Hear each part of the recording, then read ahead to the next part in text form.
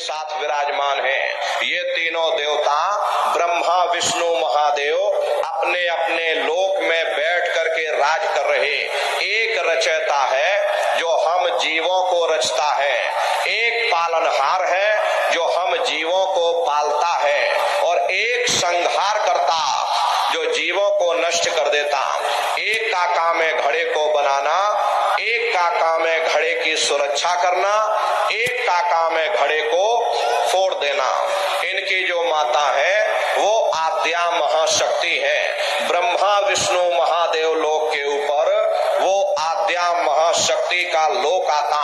उसी लोक को पार करने के बाद सबसे पहला देश पड़ता है, या यूं कह लीजिए कि पहली राजधानी पड़ती है, जिसे महात्माओं ने सहस दल कवल कहा। वो राजधानी है। ये ब्रह्मा विष्णु महादेव के जो लोक हैं, उस राजधानी के अंतर्गत आने वाले जिले हैं। जैसे आपके महाराष्ट्र की राजधानी मुंबई है, ये अकोला आपका जिला है। इसी तरह प्रेमी भाई बहनों, वो सहस दल कवल राजधानी है। राजधानी का जो मालिक है वो निरंजन भगवान है। ये ब्रह्मा विष्णु महादेव ये निरंजन भगवान के ही पुत्र हैं, और ये आद्या महाशक्ति ये निरंजन भगवान की अर्धांगिनी है। और निरंजन भगवान स्वयं तीनों लोकों के मालिक हैं। उन्हीं को त्रिलोकीनाथ कहा जाता। हिंदू उन्हीं को परमात्मा कहते, मुसलमान उन्हीं को खुदा कहते, ईसाई उन्हीं को गॉड कहते। घंटे और शंख की आवाज जो हर इंसान के अंदर गूंज रही, वो आवाज उन्हीं के मुखार बिंद से हो रही। निरंजन भगवान का जो स्वरूप है वो ज्योति स्वरूप है। हजार बाती की अखंड ज्योति वहां पर बराबर जल रही है।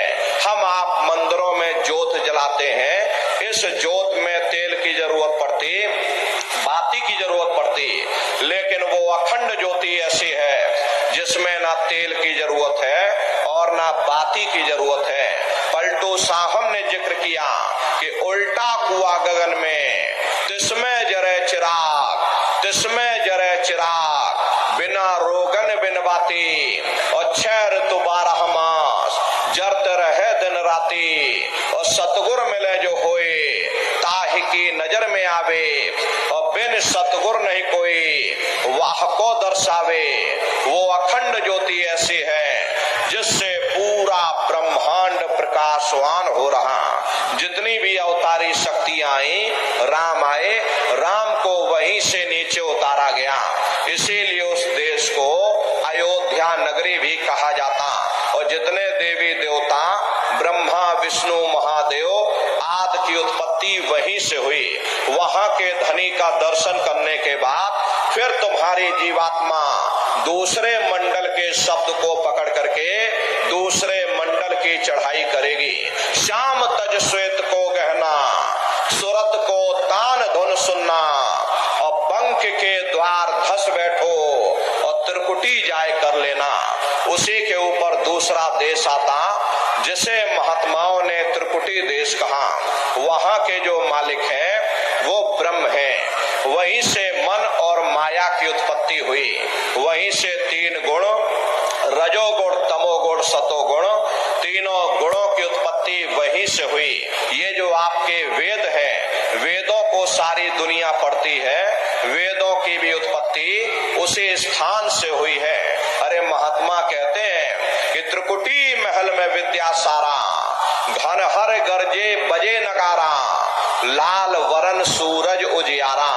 वहां पर 2 धुने, बादलों की गर्जन और मृदंग की आवाज उस लोक में गूंजती रहती है। जैसे पहले स्थान पर निरंजन भगवान के देश में घंटे और शंख की आवाज गूंजती, ऐसे ही दूसरे मंडल पर यानी कि ब्रह्म के देश में बादलों की गर्जन और मृदंग वहां पर बजता रहता।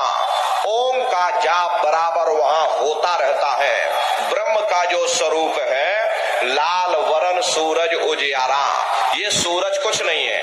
ऐसे लाखों लाख सूर्य इकट्ठे करोगे तो वहां का एक सूर्य बनेगा। प्रेमी भाई बहनों, ब्रह्म का जो स्वरूप है वो सुबह के लाल सूर्य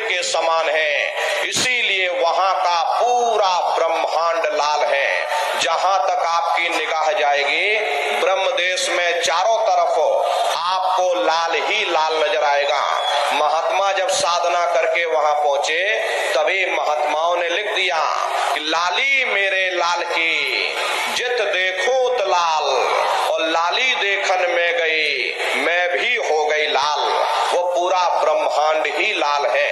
जितने साधक वहां पहुंच जाते हैं उन सभी को योगेश्वर कहा जाता है। जैसे व्यास जी हुए, वशिष्ठ जी हुए, वाल्मीकि जी हुए, इन सब की पहुंच वहीं तक थी।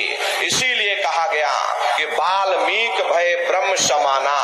जब इनकी जीवात्मा वहां पहुंची और जब इन्होंने ब्रह्म का दर्शन किया तो इनका स्वरूप भी ब्रह्म के समान यानी कि ब्रह्म स्वरूप हो गया।